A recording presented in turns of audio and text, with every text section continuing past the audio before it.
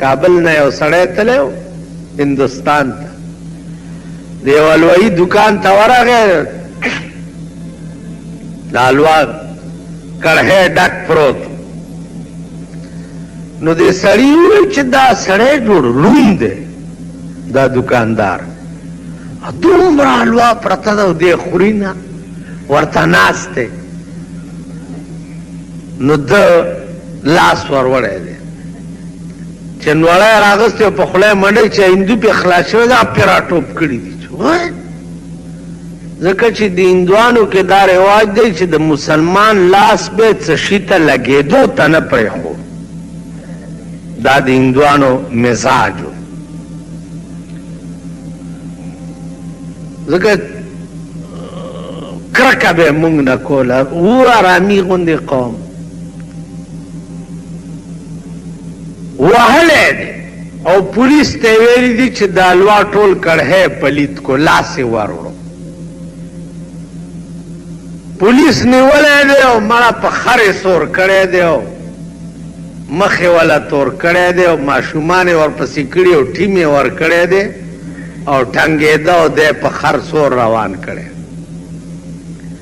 څه موده پس چې وطن ته راغی، که وطنانو ته تپوس وکړو چې به هندوستان رفته بودی؟ وی چې بلې صاحب. او تلی ومه وی چې چطور وطن بود هندوستان؟ نو دی ورته وی چې بسیار خوب وطن بود، بسیار، هندوستان ډېر ښه ملک. برای چی؟ وی خوردن حلوا در اونجا مفت،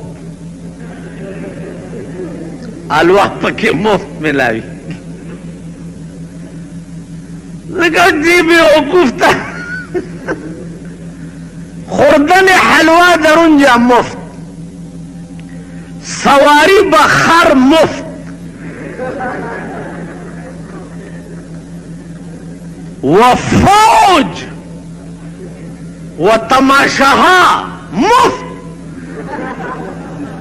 فوج بم در پسی و تماشے بینڈ بازی بغگیگی دا ہر سال تا مفت. ہندوستان دسی خملک دے.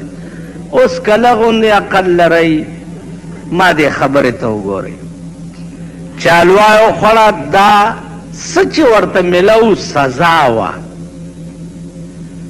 لیکن دی بے وقوف تینا عیش جوڑ کے او دی حکومت سره چې سکیگی دا دوی تا سزا دا.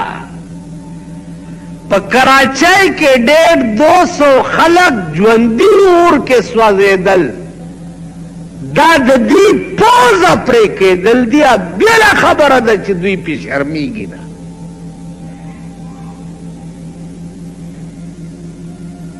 کہ دوی کے دا حضرت عمر ایمان وے او هغه به وی چې د دریای دجله په غاړه یو سپی د تندې مړ شي نو هم به هم الله تپوس زمانه کوي چې ستا په دور حکومت کې یو سپی د تندې ولې مړو. مهاجر دلته آباد دي،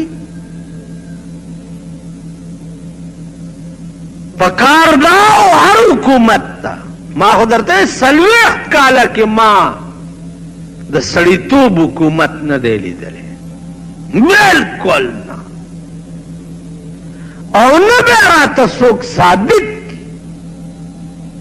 او نه مې آینده چرته خوب ګورم،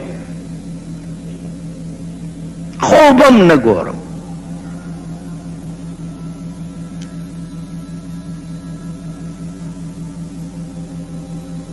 په 40 کاله کې چې د دې ملک نظام به ټیک شي، مهاجر دي دلته،